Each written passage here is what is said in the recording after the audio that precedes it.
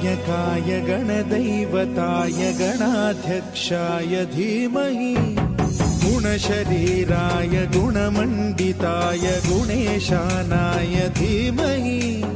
गुणातीताय गुणाधीशाय गुणप्रविष्टाय धीमहि एकदन्ताय वक्रतुण्डाय गौरीतनयाय धीमहि गजेशानाय भालचन्द्राय श्रीगणेशाय धीमहि